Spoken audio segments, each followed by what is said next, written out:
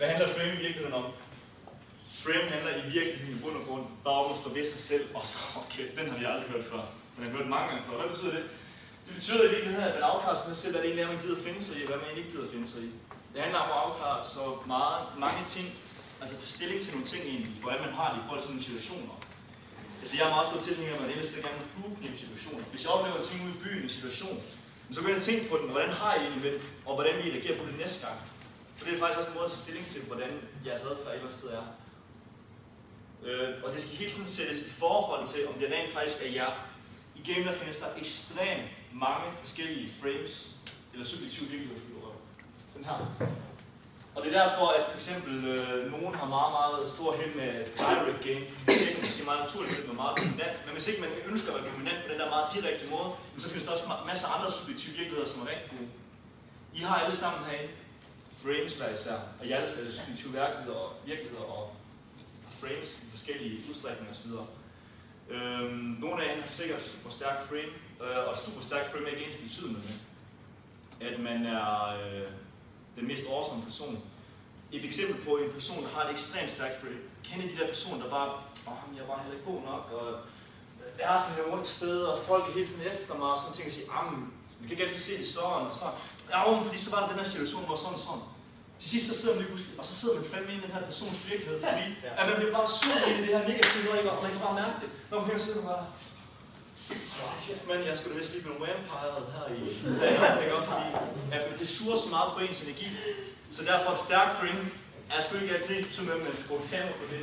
Jeg tvivler på de første, at man får gå på at gå ud og så sidder og bare sige, at man hader sig selv så meget. Så derfor, find et frame, I synes, der er godt, og gør det stærkt. Og så skal det være i overensstemmelse med, hvem I selv er.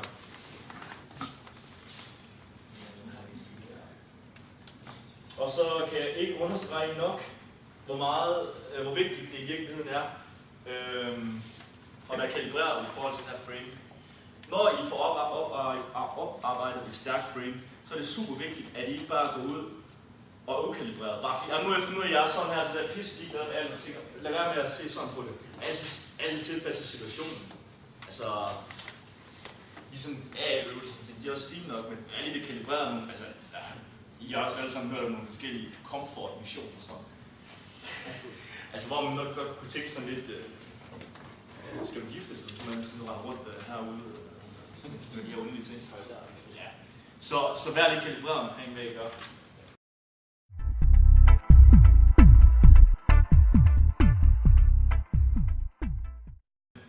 Et stærkt frame er lige med en stærk virkelighed, som er lige med, at man er konkurrent, som er lige med, at man skaber tryghed ved andre, sikkerhed ved andre, fordi de ved, hvad man står for, hvad man er. Og ved at man har tillid ved andre, så bliver man også lidt automatisk den uformelle leder. Og ved man bliver den uformelle leder, så bliver man autoritet, og mennesker følger autoriteter, hvor at Milgrams autoritetsbesøg er det mest kendte, men det er det, når folk til egentlig går langt over deres grænser. Så derfor, hvis vi bliver konkurrent med os selv, så vil jeg automatisk blive den uformelle leder. Og så er vi tilbage ved hele alfamælet. Og som sagt, det der ligger lidt underliggende det her, det er jo, der er mange måder at blive den her uformelle leder på. Det er ikke bare at gå hen og sige, I am not race, og jeg er awesome. Det hænder ikke altid om. Der er også mange andre tilgang til det. Der sidder også folk hen, der har et stærkt frame på en anderledes måde. De er ikke nødvendigvis så super dominante på den måde der. Så arbejde hen mod det. Ja. Så det sidste, det er også det egentlig spørgsmål.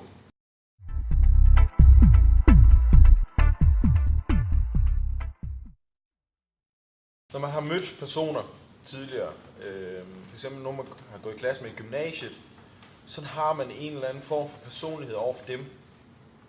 Og hvis man så har ændret sig drastisk, så føler jeg i hvert fald, at jeg har tendens til, hvis jeg møder dem igen, at falde ind i den gamle frame.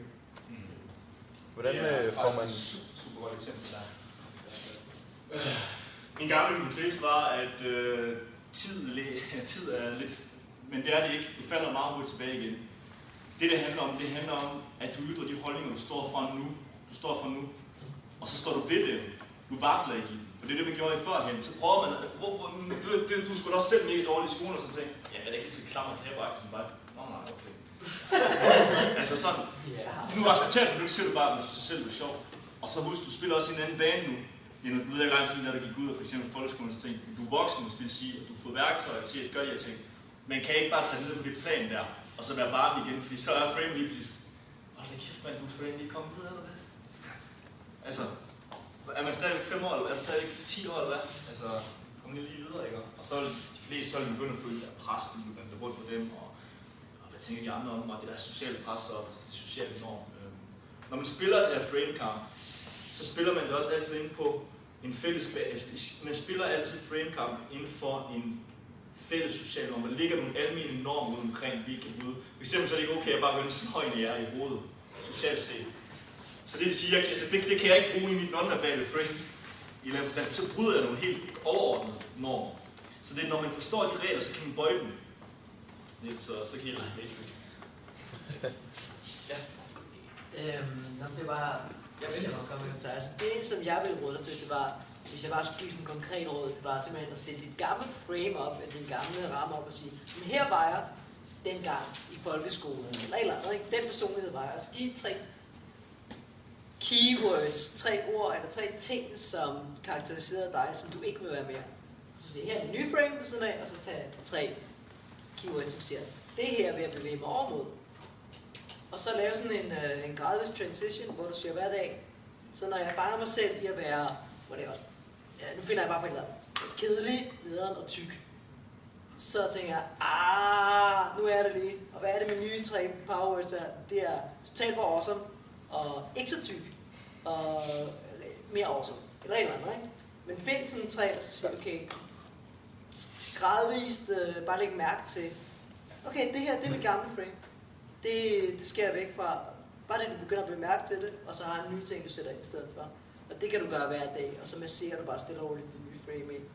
Det er sådan en gradvis ting. Ja. Det er ikke sådan, så i morgen så bliver det også på grund af det her, vel? Men det er sådan en langsom investering. Tingene tager tid. Det er der ikke nogen tvivl om. Frame er ikke noget, du bare lige får. Altså, det tager lidt tid at opgave sig. Og nogen her skulle have mere med rygsænd fra starten, og har lettere ved det. Fordi de måske er vokset op med, at man skal stå ved sig selv og den måde. Men for nogen, der ikke har det, så kræver det rigtig, rigtig meget i at arbejde med sig selv den vej igen. Det kan godt være lidt hårdt, men det er sikkert mange ting, der gemmer sig bagved de ting her. Og så er vi virkelig også i sig selv og hele den slags.